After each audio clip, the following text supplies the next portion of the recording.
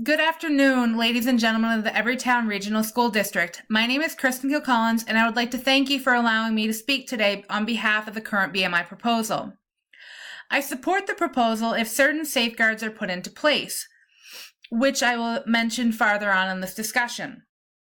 We were approached by the Parent Association due to the current obesity epidemic. Obesity, as we all know, is associated with several diseases such as heart disease and diabetes. And the CDC has previously mentioned that 1 out of 5 children is considered to be obese.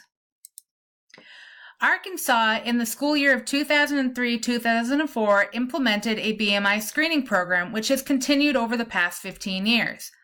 Since this screening program was implemented, they really have not seen a significant decrease in their school children's BMIs.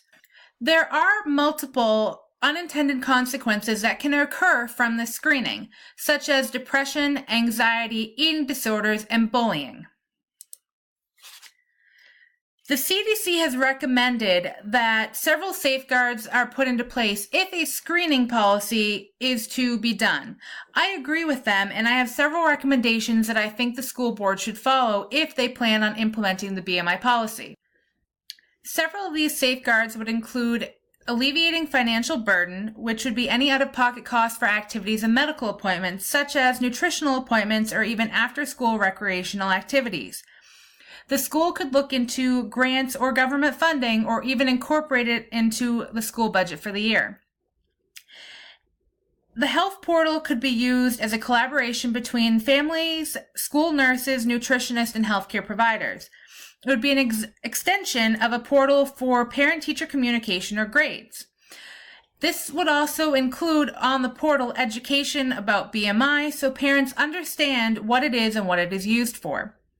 They would also have access to resources such as healthier food options, nutritious meal plans, or even nutritious recipes, which would help to alleviate financial burden to families who cannot afford to bring their children to multiple appointments, because all communication could be done over the portal.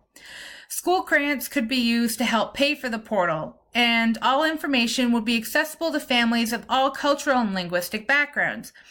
They would have stuff tailored specifically for them to incorporate healthier versions of their own traditional foods, such as for Hispanics, you have rice and beans as a staple in their diet. I feel that the screening policy would be helpful in combating the obesity epidemic in the district if the safeguards are put into place. I would like to thank you for your time today, and I would be glad to answer any questions you may have. Thank you.